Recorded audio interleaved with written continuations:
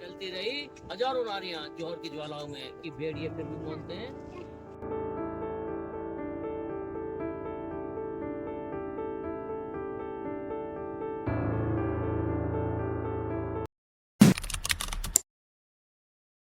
देखो ये मंदिर है 12वीं शताब्दी का। सबसे पहले इसे विष्णु जी का जो तीसरा अवतार होता ना बड़ा, उन्हें डेडिकेटेड किया था। उनका जो सवारी होता ना गरुड़ या ईगल, यहाँ सामने दे रखा है।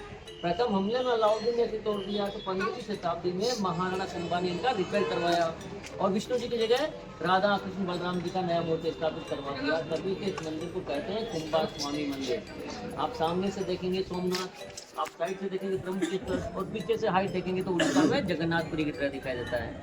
ये सब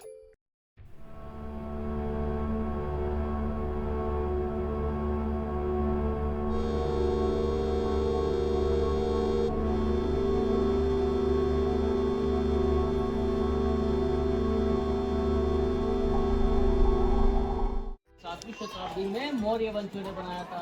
उस समय इसका रियल नेम था चित्रकूट, जो माँ दुर्गा के नाम से जाना जाता है। 200 साल उन्होंने राज्य किया। फिर 9वीं शताब्दी में बापा रावल, जिनका अबुआपुर विलेज गुजरात में था, वहाँ से यहाँ आए। अपने युवा जोश और पराक्रम की वजह से यहाँ के सेना अध्यक्ष बने और हिंदुस्तान में सर्वप्रथम हमला किया था अफगानिस्तान। ये फोर्ट 700 एकड़ में फैला हुआ है। ऐसे 113 विशाल मंदिर बनाए गए थे। बारिश में 84 वाटर टैंक आपको देखने के लिए मिलते हैं, छोटे बड़े सभी मिलाकर। यहाँ रानी पद्मिनी ने अन्य 16,000 माताओं बहनों की अस्मिता बचाने के प्रथम अग्निस्नान किया, जिसे हम जौहर भी कहते हैं। फिर 1535 में यहाँ कोई पावरफुल राजा नहीं थे। तब गुजरात के सुल्तान बहादुर शाह ने इसे जीत लिया। तब महाराणा प्रताप की दादी कर्णावती ने अन्य 13,000 माताओं बहनों की अस्मिता बचाने के सेकंड जौहर किया। और महाराणा कुंभा ने उनके जीवन काल में 56 युद्ध लड़े और किसी भी मुगल एम्परर से नहीं हारे। लेकिन दो ऐसे थे ना मुगल एम्परर, जिन्हें दो बार हराने की खुशी में से बनाया। मध्य प्रदेश में मांडू फोर्ट, उसका सुल्तान था महमूद खिलजी, और गुजरात में कुतुबुद्दीन। इन दोनों को इसी फोर्ट पर 6-6 महीने कैद रखा और रिलीज कर दिया दया खाके। कुछ समय बाद सूचना मिली कि कोई विशाल सेना हमला करने के लिए आ रही थी। क्या पता चला कि ये वही 2 मुगल एम्परर थे जिन्होंने आपने छोड़ दिया था।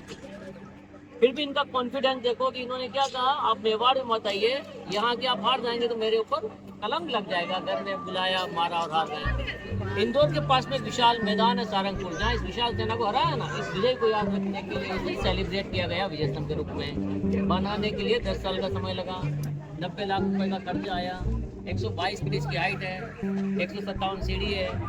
रामायण महाभारत पुराण में जितने पात्र हुए ना, उन्हें समर्पित किया हुआ है। लेकिन स्टेचू सभी टूटे हुए हैं भाई मुगल आर्मी। इसका बॉटम देखिए ब्रॉड है, middle is narrow, again it was broad like a lotus flower. इसकी प्रमुख विशेषता जो है ना इंजीनियर के लिए, एक तो इसमें चूने और सीमेंट को कहीं पर भी यूज नहीं किया गया। सबसे महत्वपूर्ण है कि इसमें फाउंडेशन नहीं है। छोटे से चबूतरे पे खड़ा हुआ बड़ा टावर है। इसमें इंटरलॉकिंग सिस्टम है।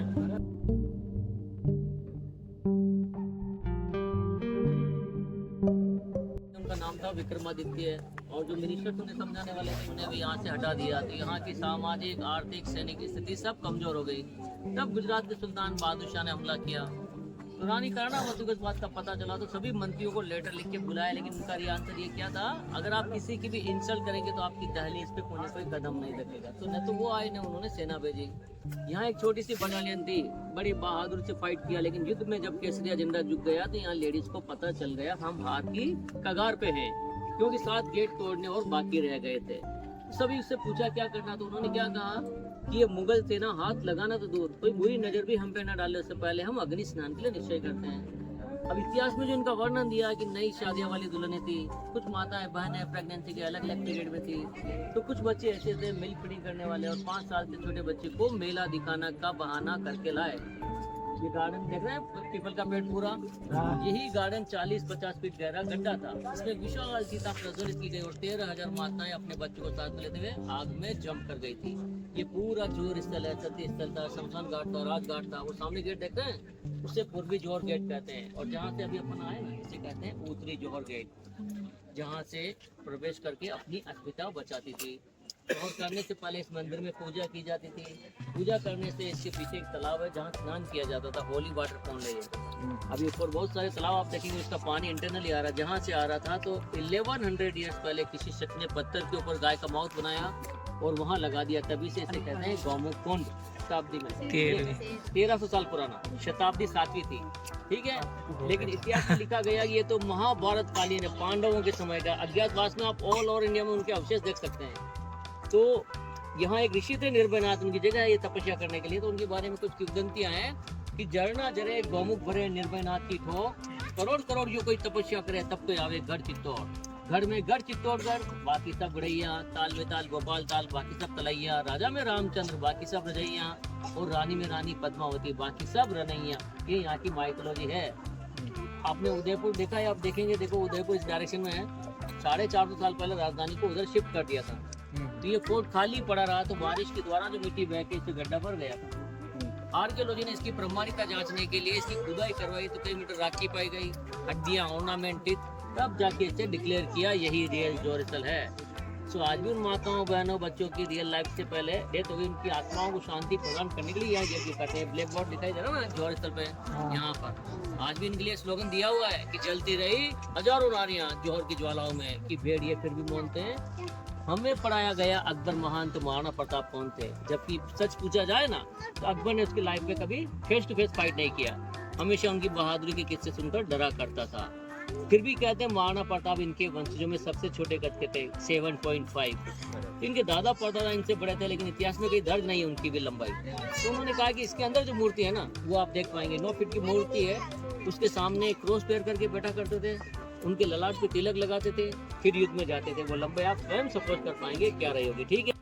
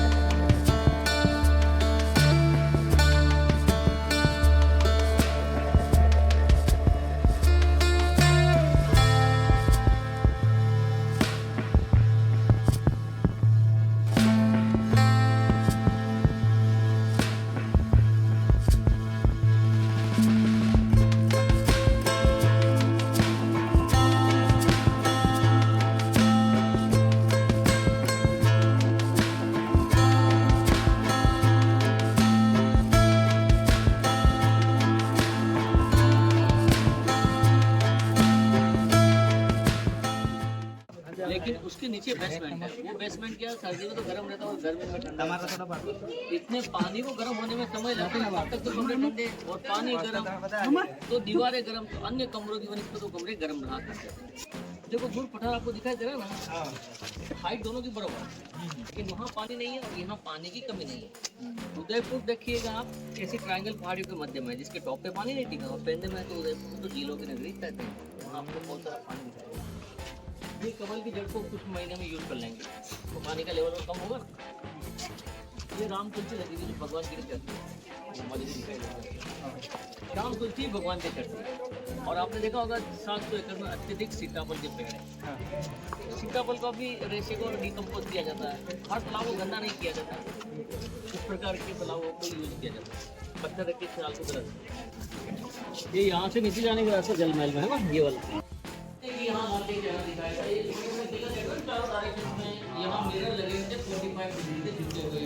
आप सपोज करो मेरी जगह कोई भी शख्स खड़ा होगा, सामने वाले मिरर में देखेगा तो यहाँ से आपको अपोजिट साइड से वो महल का गेट दिखाई देगा। उनका ये कहना था कि वहाँ किसी को खड़ा करके चेहरा दिखाया था, लेकिन यहाँ के इतिहासकारों ने विरोध किया ना।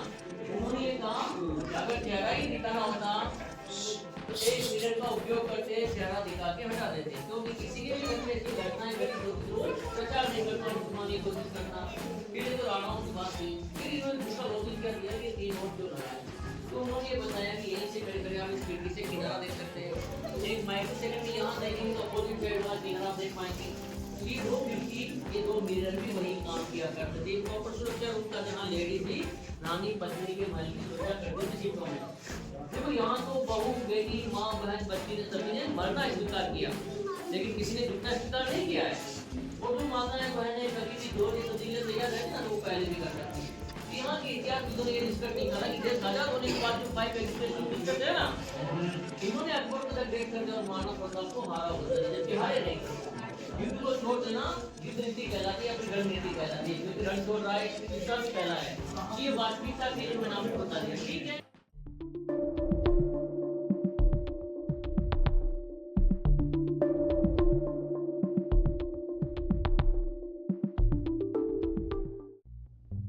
ठंडा से और इनके स्नान करते हैं। आज तो एक टेक्नोलॉजी की एक स्विच दबाने से 25-50 वाला पे पानी चला जाता है। उस समय ऐसा नहीं था, छतों के बीच में नालियां बनी हुई थी जो पानी को आगे पहुंचाते थे, लेकिन युद्ध के दौरान खींच काकर इसे तोड़वा दिया, तो फिर इसी प्रकार रहने दिया, वापस रिबिल्ड नहीं करवाया। देखो आज ये डायरेक्शन से कहीं दिखता था ना, जेंट्स और लेडीज तो आदमी आसानी से अपनी अपनी रूम में चले जाते हैं, लेकिन उस समय ऐसा नहीं था। ये गेट था, लकड़ी का गेट था, पर्दा पड़ता थी, फिर भी ये दीवार खड़ी की जाती थी। विश्वास बड़ी चीज थी, किसी ने गेट खुला छोड़ा होते दीवार दिखाई देगी, तो ये सोचने पे मजबूर होना पड़ेगा ये जनना पार्ट है। यहाँ तक भी नहीं समझाना, तो इस गेट के सामने वाली दीवार देखो, वहाँ एक और ये सूचक होता है कि यार इनको बोलते हैं ब्योडी, ये जनना पार्ट होने का सूचक होता है। देखो आज भी किले पे 2-2,000 की पब्लिक रह रही है। कुछ मोनूमेंट ऐसे हैं जिनका मैं आपको बाहर से इतिहास बताऊंगा, फिर आपको काली माता का भी इतिहास बताऊंगा, जहाँ आप मंदिर जाके अपनी स्वेच्छा से होंगे तो देखेंगे, नहीं तो वो सफेद महल दिखाई दे रहा है, वो अंग्रेजों के समय बना हुआ है। अंग्रेजों ने यहाँ कभी राज्य नहीं किया, यहाँ केवल दोस्त बन के रहे थे, और दोस्ती में एक सिक्का चलाया था चांदी का, एक तरफ लिखा हुआ था सिक्के का रियल नेम है, और दूसरी तरफ दोस्ती लंदन। आप उदयपुर जाएंगे ना, वहाँ देखने के लिए मिलता है, और यहाँ लोकल व्यक्तियों के घरों में भी है। वो वाइट बिल्डिंग बनवाई थी। यहाँ जो 2 अनकॉमन चीज बनाते हैं, 2-2,500 की पब्लिक रह रही है, लेकिन सरकारों ने इनको पुनरुत्थान किया है। और अभी जो लोकल फॉर वोकल से जो नारा दिया ना इन सरकारों ने, 1100 साल पुरानी आर्टिकल एक तो बनाते हैं, कई तरह की जड़ी बूटियों को डिकम्पोज करके मेडिकेटेड हर्बल फील्ड बनाते हैं। किसी के भी कितना ही पुराना दर्द हो ना, घुटनों पे, कमर पे, आई लो प्रेशर, डायबिटीज, सर्वाइकल, आप तो क्या वो चढ़ाई ऑटो तो है ना, इसलिए वो अंदाजा नहीं कि ये 580 फीट क्या है, लेकिन यहाँ की लेडीज आती पैदल आती और क्या लाते हैं, कैटल के लिए चारा, 12 बोलते हैं। हाँ, दूसरा सीताफल को भी विशेषतः मीरा के लिए यूज किया, कहते हैं ना रानी महलों में पली और बन के जोगन चली, चप्पल साथ में नहीं लगी, लेकिन यहाँ जहाँ गई लोगों ने फूल बिछा दिए और मंदिर बना दिए, इसलिए मीरा ज़्यादा पॉपुलरिटी में रही है। दोनों को एक जैसे माना जाता, सीता और मीरा को।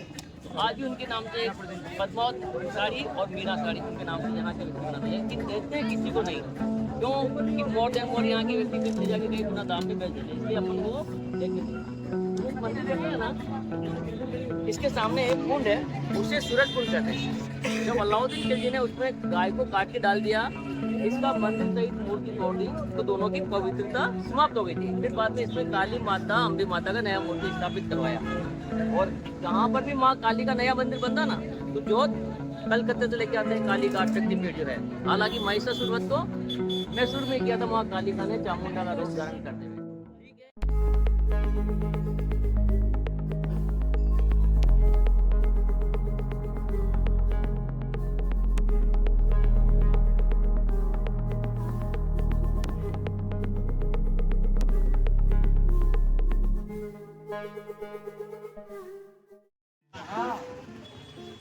ये महाराणा प्रताप है और ये अकबर का सेनाध्यक्ष है, इसका नाम है बहलोल खान। महाराणा प्रताप से भी 3 इंच लंबाई थी इसकी, कितना, और 1 हाथ इतना पावर था, लेकिन महाराणा प्रताप ने इसके सिर से लेकर घोड़े से 2 टुकड़े कर दिए और 4 अंगल तलवार जमीन में चली गई। इस भयावह दृश्य को देखते तो वादी सेना रिटर्न हो गई, लेकिन कहते ना जो युद्ध से भागता उसे मौत की सजा मिलती, इसलिए यहाँ रह के मानना उचित समझा। और इसी युद्ध में फिर ये दूसरा सेनाध्यक्ष देखो, ये जयपुर का राजा, ये छुप गया इसलिए बच गया, इसका महावत मारा गया। लेकिन हाथियों को क्या सुनों में बड़ी बड़ी तलवारें पकड़ी जाती थी ना, तो ये चेतक का पेट जख्मी हो गया। देखो घोड़े को 3 टांग पे खड़ा देख सकते हैं, लेकिन चलता हुआ भागता हुआ नहीं देख सकते। फिर भी चेतक 1.5 किलोमीटर दूर गया और 22 मिनट का नाला जम किया, 22 मिनट का। तब जाके वो शहीद हुआ था। वो कहता ना, जब याद करूं अन्नी गाड़ी लेना मेरा कुतरावे तो मुझे प्राचीन चेतक करो सूखी सीधी सी जगह जावे। महाराणा प्रताप की कहानी एक बार आप आए थे इस चेतक की वजह से, बात कभी आपको नहीं आए। और ये मैन महाराणा प्रताप की सेना के वंशज जिन्हें आप बेल मीना और एक गाड़ोली लोहानी है, ये प्रमुख थे, इनके सेना के अंग रहे। आज भी यहाँ उनके वंशज हैं। यहाँ तो